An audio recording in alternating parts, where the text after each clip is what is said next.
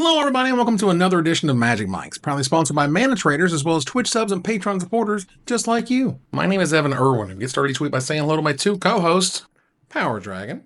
What's up, everybody? And as it turns out, apparently you can't hold on to dragons because, man, that set is moving right now. Moving Ruben Bressler. Yeah, it's doing gangbusters, which is nice to see.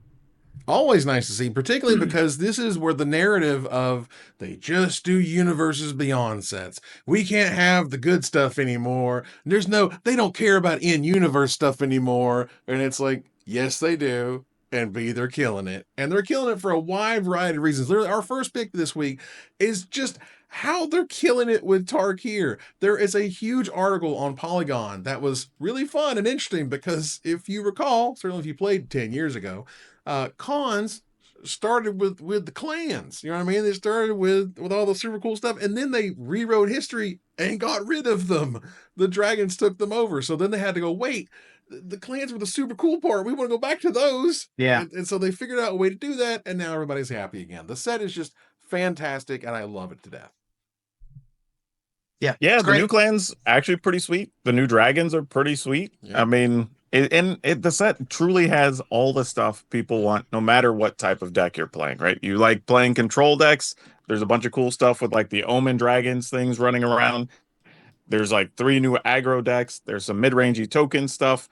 There's some dumb planeswalkers. Like there's a little bit of everything. Yeah, you can kind of do whatever you want in this set, which is very exciting. And it's not even just that there's only new things. There's actually a bunch of additions to other decks. Like there's a bunch of toys for Red. There's a bunch of toys for Pixie. There's some really interesting, and then the Blue-Black Flash deck. There's some really interesting stuff for everybody to enjoy and constructed. Not to mention the fact that it's also an exponentially incredible limited format. Oh, the limited is killing. Now, note, first up, the demand for Tarkir Dragonstorm from Wizards Play Network community manager Nelson Brown said has been exceptionally high, and they're working to bring more to the market. Every distributor, the collectors are sold out. God knows if they have any of the play boosters left at this point. And also note that collector boosters have one print run, Uno print run, for a variety of reasons, one of them being the serialized cards, but mostly, because they can just say, here, there's one and done, and that's their special product. And so if you can find those, they ain't gonna get any cheaper, I'll tell you that, and your store can't get any more at distributor level. I'll tell you, even some people I talked to earlier today, play boosters are also going to be kind of dry in some spots. Like some distributors are already making some final calls, and I believe the WPN stuff with Wizards said that could be 2 months or more before we see any more Tarkir hit distributors. And that's probably because they're preparing everything for Final Fantasy right now, which I think is like 8 weeks away or something like that. So not far off. So it kind of makes sense, but man, you're gonna have a dry month next month on Tarkir. It's success problems, first of all, which are the best problems. But yeah, first world problems indeed. right. But if you had to say, like, well, you're 8 weeks or whatever out from Final Fantasy, you better print a lot of that stuff. I think they're printing a lot of that at the moment, at the very least. And someone noted the limited environment is amazing, and it truly, truly is. This is one of the all-timers, y'all. We're gonna be talking about this just like people call back to the original cons. Remember Cons Tarkir? Triple Cons was like this lauded, lovely format. I loved the hell out of it. A lot of people did. And we have here from Sierkovitz, which you should be following them on Blue Sky, Sierkovitz. They also have a YouTube channel. Go subscribe to them, where he kind of goes over all this information. But if you can see the video right now, it is incredible, the play rate of the colors in this set. I have never, ever in my whole experience looking at any of these types of stats and numbers seen a chart that looks like this, which is every color is basically 20% played perfectly across the board. That's amazing. I don't even know what to say. I've never seen a set so balanced in my whole life. Like, goodness. And as we saw, there's other charts that you can look at in that it is like 3% is what makes the difference between the clans. Between like Obzon at the bottom and I think Mardu at the top, it's 3% up and down. That's a rounding error. That's marginal. That is very, very small. And so these are the types of charts that go, this is a killer set. They did an amazing job you don't see numbers like this if your limited environment isn't like impeccable, like Yeah. crazy. Well, I do think that just in the interest of full disclosure, I do think that a 3-color set is going to have a flatter uh, color parity wheel than a 2-color set. You'd hope So so, right? you're gonna have better color parity in a 3-color set like Capenna or like a Tarkir than you're gonna see even in a Ravnica, no matter how well balanced you are, or even a Dominaria, which are color pair centric. With that said, this is impressive and good of stats even for that, even for 3-color sets. This is impressive. So kudos. Yeah, this is a set that we were talking about playing it in limited, and I've been playing it limited a lot. And to me, I was noting it feels a lot like War of the Spark. War of the Spark was one of the most high-powered sets ever printed. I think some of its rates have still yet to be beaten at this point. Every deck felt like a very good, very powerful deck, but in the end, that was because when everything's good, nothing's good type thing. Well, Right. there's a ton of removal in this set, but there's also a ton of great cards. So you have to weigh that out with, I want to play my best card early because maybe you don't want to do that because they're going to kill it, or you want to make sure you play it and have something like, a protection spell of some sort to make sure they don't get, taken away from you. So Right. yeah, this is an incredible limited set that again, I've drafted some decks where I'm like, I got the nut. I don't know how I'm going to lose, and then 2-3 I get my 500 gems and feel silly about it. Though, but when everything's that close, like that's going to happen, right? There's going to be RNG is going to affect the games a little bit more, but I think it's fine though. Everybody seems to be enjoying it. Everyone's having a good time. I mean, and like we're saying, it doesn't matter if you're playing constructed or limited. Like they scored right on this one. Yeah.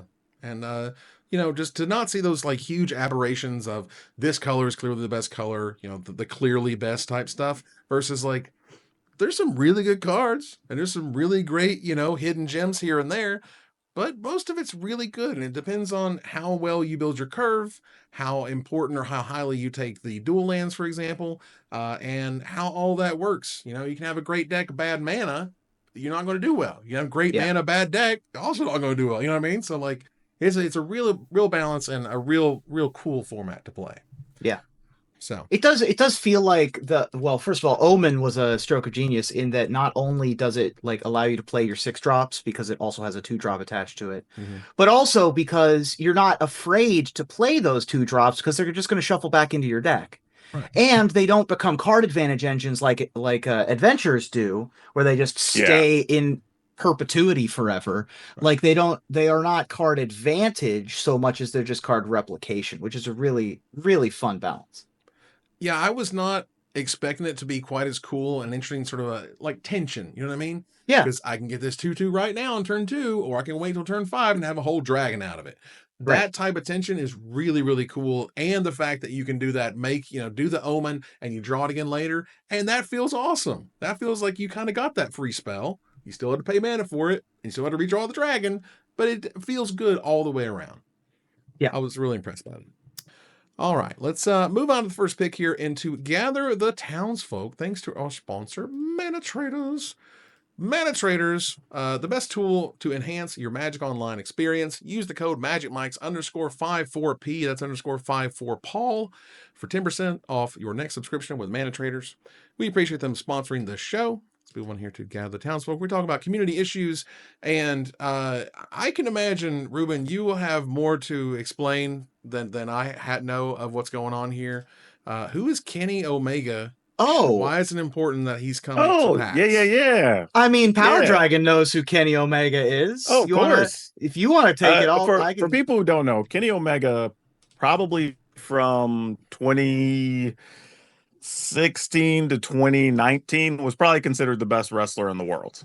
Professional wrestler. Like, fought all over the world, fought in Japan, fought every wrestling organization, it seems like, but was known for being in New Japan and like just a big league. But the thing is, he's a big gamer, like to the point that his finishing moves are named after like Final Fantasy and Street Fighter finishers and stuff like that. So right, you'll see him at game conventions doing stuff. Like he's he's a for real. While he does have the look of a professional wrestler, he's definitely a video game nerd all the way through.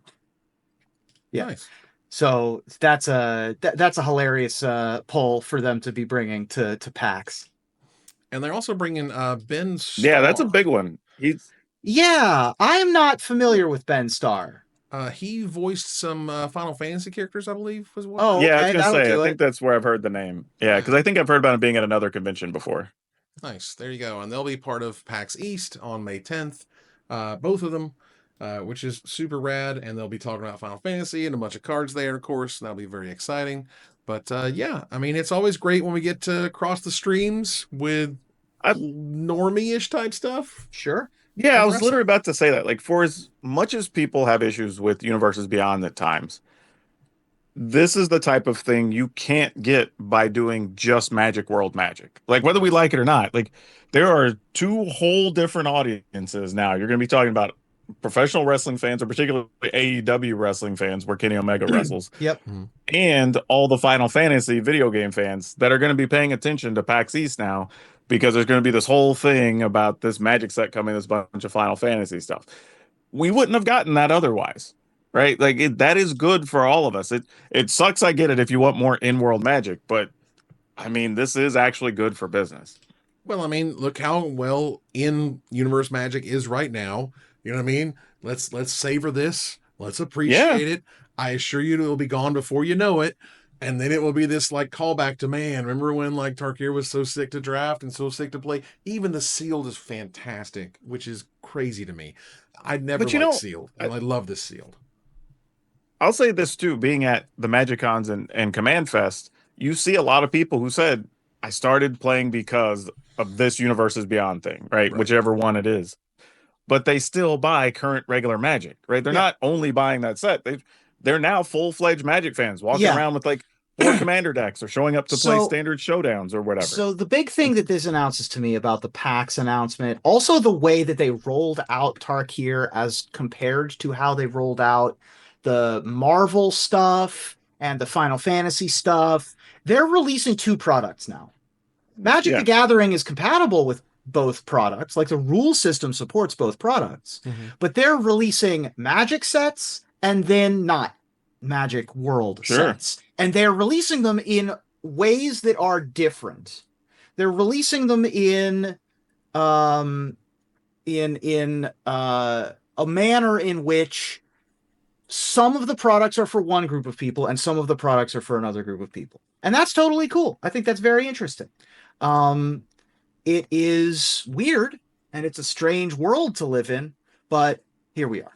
Well, I think that there are inroads that could be made. You know, I'm curious if Wizards has thought of the idea of running, for example, commercials in the theater during, you know, before Marvel movies, promoting Marvel Magic, right? Like, I think there's ways that they can now promote Magic that are sort of unlocked because they have the Marvel characters they can lean on, which were like, oh, I like Wolverine. Oh, Wolverine's on a what? That's a game? How do you play that? You know what I mean? And you kind of Yeah, go from there. exactly. Yeah, I mean, you can lead people sort of to the water and be like, hey, come on in. It's really fun. It's cool. Be fun. So Yeah, that's because people great. forget Wizards did at one point sponsor, I believe it was like 2 WWE pay-per-views back in the day, but there wasn't a related product. It was just, Right. hey, sponsored by Magic the Gathering, you know, Right. like this event. So it's kind of like now you can actually do a thing, say in AEW wrestling, and it makes sense now because you're now promoting with one of their headliners, you know, one of their Yeah. top 3 guys. Yeah, exactly. All right, moving on here. The Desert Bus Express is coming. Our friends at Loaded Ready Run are going to be doing a new run for charity on Friday, May 23rd. Just one 24-hour period instead of the whole. Damn, is that time of week-long- year already? Well, this isn't sort of the usual bus. This is Right. the Oh. Express where they only do it for 24 hours instead of a Got week. it. A week plus based on donations and things. Man, you had me freaking out for a second. I No, was like, just damn. this is a speed run, Right. This is basically which is a weird game to speed run, but Yeah. we're speed running. Yeah, it's a whole new thing for Desert Bus. They've never done it before, but I love them trying new things. It's been really popular Yeah. and successful previously, and I hope they keep doing it. Yeah, very cool. Yeah. Speaking of things that are cool, raising money for charity, bring up here a Trans Lifeline event. If you guys can attend it, of course, from Level Up Cards, Comics, and Games in Minneapolis. they're doing a whole trios event to benefit Trans Lifeline on May 1st. So that's really cool. That's cool. High five. Particularly in our very dark climate, I guess is the way to put it right now. And It's a dark timeline. Trans rights are human rights, and go help out if you can. And that's great. All right, let's move on here to the announcement. There was an announcement here that we have a new Spotlight series coming. This is the new Grand Prix, but we don't call them that anymore. Yeah. This is the Spotlight series for Final Fantasy in Chiba, Japan from June 27th through 29th, which is going to be pretty rad, if I can imagine, for Final Fantasy fans all over the world. Very cool. Dude, tell me like how rough that's going to be on staff for that event. Right. Like that thing's going to be packed. Like it's going to sell out. It's going to sell out. That's going to sell out pretty fast. Yeah, and the world, I mean, Final Fantasy, like, it's one of those things where, like, it's hard to describe. Like, yes, it's popular in America and we like it and it's cool, but in Japan, it's a whole other thing, man. It's a whole thing, y'all. It's hard to fully grasp it, but more power to them. I'm excited about that. So I would like to see some. They didn't do it before Tarkir Dragonstorm. This is the elephant in the room about standard, which is they didn't ban the mice. Right. They didn't ban some of this stuff. Right. I would like to see them do some bans when Final Fantasy comes out, so that we can get some of these Final Fantasy cards to sell better and get standard to change up a little bit. Let's ban beans. We've had enough time with beans. We don't need beans anymore. We've had enough time. Yeah, we're done with beans. We've had enough time with Monstrous Rage. I think we can get rid of Monstrous Rage. Yeah, I'm tired. The mice can stay. The mice are fine if it doesn't have the mice. Are fine because the mice are they're not even a year old yet. So if it wasn't for the rage, the mice would be fine. Right. There's cantrips and things you can use. It's great, but that stupid Monstrous Rage blows up the PT to like a 6/4 trampler on like turn 3, and it's dumb. Yeah. But either way, I think it's weird. It's almost a double-edged sword of like, I want Final Fantasy cards to be great. I want Marvel cards to be good, right? But if you print a Beanstalk, an Up the Beanstalk type card in Final Fantasy, that could cause more problems than it's sort of solving. Because at that point, it becomes a reprint issue, right? Like, it's a great card. It sees tons of play. It helps drive formats. And it's, number one played so-and-so. And you're like, well, damn. We can't reprint it until God knows whenever they do something weird with all the Universes Beyond stuff. Sure. We'll have another One Ring situation. You know what I'm saying? Universes Within Masters. 2027. That's coming. It's coming. 27, 28 maybe. But you're going to need it because that type of stuff is going to happen eventually. Particularly now. Well, yeah, because think about it at this point now. We're going to have 2 more sets this year, right? Mm-hmm. We still have Doctor Who, Fallout. You've got 40K. Yeah, like there's going to be a lot of... you're talking about literally by the end of this year, a couple thousand cards that you're not going to be able to reprint. Right. So that's a lot of equity there for reprint value and a nice product. Yeah. And it's a great floor to have. You know what I mean? It's great to know that these cards are worth X and they're likely not to come down very much. Even when they do reprint them as in universe, there's still going to be power and value in having the Universes Beyond version, which is cool. Mm-hmm. But to get more cards into more hands of players, absolutely, I expect that to happen at some point. Let's move on here to Desperate Ravens, where we talk a little about crazy stuff going on in the community. For example, Ultra Pro and BCW, those are those who make supplies and things, are noting their response to the tariffs. Right now, we're in the middle of tariff hell, particularly if you listen to this in the future. God help you. But tariffs are going crazy. Reciprocal this and that and the other. Ultra Pro and BCW have increased surcharges for all wholesale dealers. This is based on the price that your local game shop pays. Ultra Pro has increased their prices by 25% and BCW by 34% for all products manufactured in China. I expect those numbers to go up, quite frankly. Same. Because the stupid reciprocal thing is going up. It's not going to get any better. And then you got to note, and feel free to do this math, whatever the tariff currently is, which is something stupid, I don't know, 125% or 200% or whatever it was. If they're charging a 25% and 34% respectively increase in price, they're eating a lot of that cost. They're not passing all of it on to you at that point. Yeah, I can tell you, I've actually been I don't even know how many people they've allowed to, but when I had a sponsorship deal, I went down to visit so I could actually just meet the people at Ultra Pro. Went through their facility, Mm, and they do actually produce a lot of stuff in California, mm-hmm. but they still get a lot of their supplies from around the world, right? And I think Right. that's the thing people forget about tariffs. It's like it's American produced, but not necessarily American made, right? Yeah. Like that's two very different things. We've Yeah. kind of we say American made, but they, because you're talking about plastics and foam and all this other stuff. Like there's just not enough facilities in the United States for some of these Right. places to get the volume that they need. Right. Like they and Ultra Pro has a huge, huge warehouse floor they're working from. And still, I totally get it. So that's probably why their price is slightly lower as far as, what they're having to pass on or how much they have to get from wherever. Yeah. But I was telling you, there's a company I'm starting to talk with about uh, carry bags for Magic decks and stuff. And they said the same thing. Like they're panicking right now because they don't know what future prices are going to be. So, are you getting your zippers from a certain place? Are you getting all your manufacturing done in a certain spot? Like, do we have to move things? Is the price going to go up 30, 40%?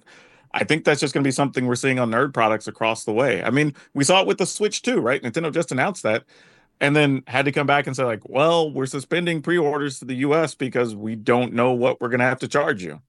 So you can't even pre-order one right now.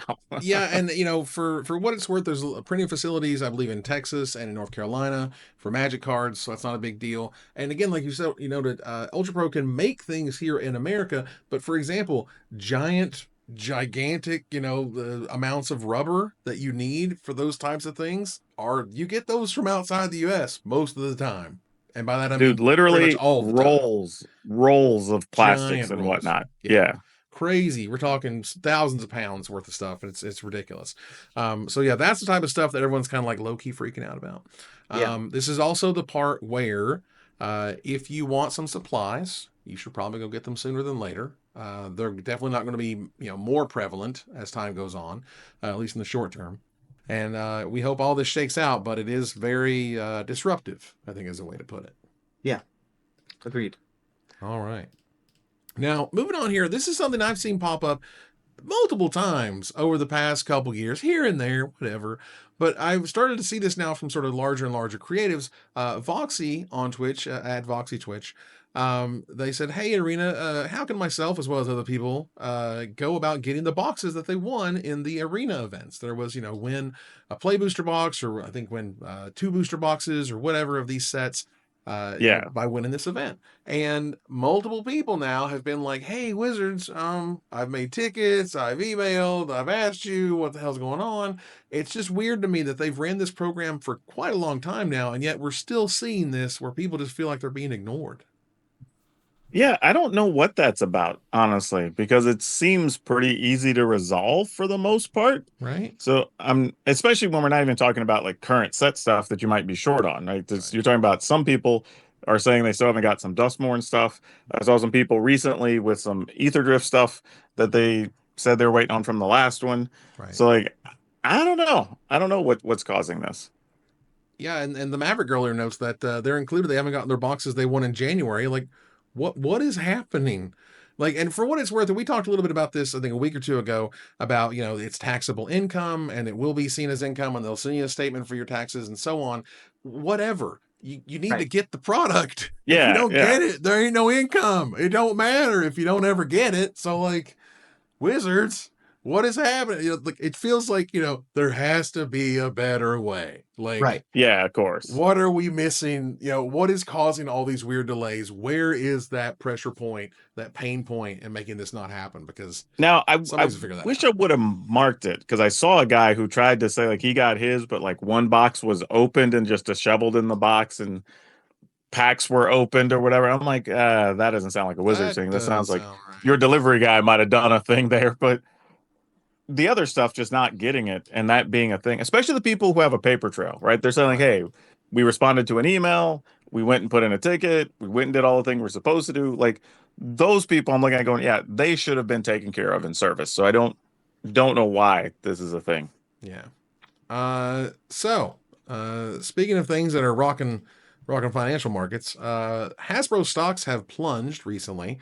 thanks to the wild tariffs. Yeah, a lot of people's have, as it turns out. Yeah, don't look at your 401k, folks, if you got one right now. It's kind of ugly. Yeah. But yeah, the fact that, it's a toy company that sells toys and things that are made overseas, it's going to be a problem trying to bring stuff in. So that's been a whole bit. Condolences to all those who have Hasbro stock. I don't know what it's even doing these days. It's been ridiculous. Yeah, the other big story on Hasbro too is they've been looking at moving to a bigger city, like getting a bigger facility. Yeah, because they're in out of Providence. They're in Rhode Island. Yeah, they're in Providence. Providence, Rhode Island. Yeah. So they're looking at. They've been talking about moving to some bigger facility and like nearby, but it'll be over the state line. And obviously, Rhode Island's trying to hold on to them, so there's some type of deal they're trying to offer them on property taxes or something. Right. So there's a whole thing on top of the other business elements going on. Yeah, that's that, and that's sort of the drama on top of it was that, well, we were going to move, and then the markets exploded and everything's scary, and we shouldn't put a whole bunch of money into moving when we might need that money to just shore up, short term what the hell's going on here. So that's kind of scary in and of itself. But things are not scary when we move on here to some splash damage. It's not magic, but it's close. Yeah. There is a little website that I think many of us have used over the years called Mythic Spoiler. Mythic Spoiler was, at least to me, the literal fastest way to get your previews. If you weren't, if your finger wasn't on the pulse and you were literally watching Twitter Blue Sky by the very second, for me, it was like, I'll just go look up Mythic Spoiler because they have it from no matter where it's from and whatever language, and it has a translation and all this good stuff. And been doing a great job. And Tonda Ross is the creator of Mythic Spoiler, and they've been using the income that they've gotten from that website over the past 3 years to make a video game called Blueprints. Was it only 3? I thought it was longer than that. Was it? It might have been longer than that, but either way, I know from the past 8 years, forgive me, all the ad revenue has gone on making Blueprints, a first-person strategy adventure game for PC and Mac. It has been absolutely killing it, and it's also one of those games that I feel like the more I learn about it, the less I want to learn about it. Does that make sense? I don't mean that in a bad way. I mean, it's full of surprises and intrigue, and just ways things work together is really cool. And I mean, everyone is talking about this game. It is getting some of the best reviews of the year. I'm serious, of the year. 92% on Metacritic. That's one of the top 160 of all time. No kidding. It's a seriously crazy high score. And from what I can tell, I would love it. And I think a lot of y'all would too. And it helps support somebody in the community who worked a hell of a long time on something and not just released it. Not just said they could do it and I'm done and here's the thing and I made it. No, not only is it released, but is lauded and is killing it in the charts. Yeah.